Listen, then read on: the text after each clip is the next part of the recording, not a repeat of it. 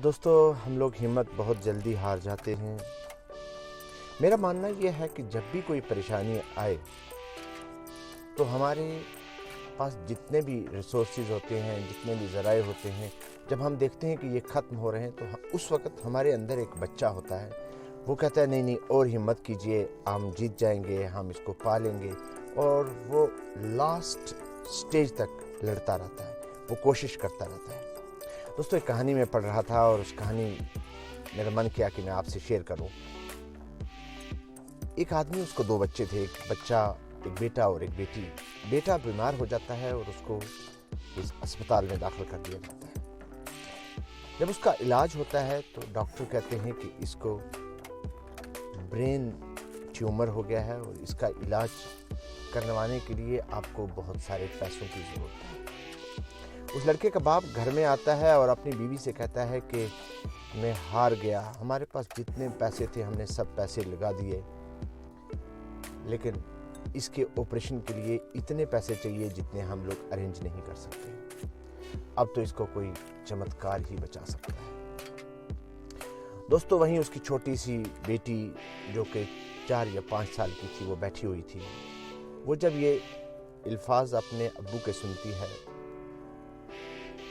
देखती है कि वहाँ घर में उसने एक बुगनी रखी है, मिट्टी का एक ऐसा पॉट जिसमें पैसे बच्चे रखते रहते हैं। वो उस बुगनी को उठाती है और लेके दुकान के पास चली जाती है। दुकानदार के पास देखती है कि बहुत सारे लोग वहाँ पे हैं जो दवाई लेने के लिए पहुँचे हैं मेडिकल शॉप पे। इसने बहुत कोशिश की उनकी कंसंट्रेशन अपनी तरफ करने के लिए, लेकिन वहाँ रश इतना था कि दुकानदार उसको देख लिया। थोड़ी देर बाद जब इसको बहुत गुस्सा आया तो इसने वो बुगनी ज़ोर से उस काउंटर पे मार दी और उस काउंटर पे जब वो बुगनी लगी तो उस दुकानदार की और वहाँ पे तमाम खड़े लोगों की कंसंट्रेशन इसकी तरफ चली गई। तो दोस्तों, वो पूछने लगा दुकानदार कि बच्ची आपको क्या चाहिए? तो बच्ची ने कहा कि मुझे चमत्कार चाहिए, क्योंकि मेरे अब्बू ने कहा है कि मेरा भाई सिर्फ चमत्कार से ही अब बच सकता है। तो उस दुकानदार ने कहा, बच्ची मेरे पास चमत्कार तो नहीं है, दवाई कोई चाहिए तो मैं दवाई दे सकता हूँ। और उस बात को सुन के उसको बहुत गुस्सा आया और उसने उस बुगनी को ज़ोर से मारा कि मेरे पास बहुत पैसे हैं, मैं इस चमत्कार को ख़रीद सकती हूँ। तो जब उसने पैसे गिने तो वो पूरे 19 रुपये थे। तब उसी वक़्त वहाँ जो लोग खड़े थे उनमें से एक आदमी ने कहा कि बच्ची, ये 19 रुपये तो बहुत हैं, इसका तुम्हें चमत्कार मिल सकता है और तुम्हारा भाई ठीक हो सकता है।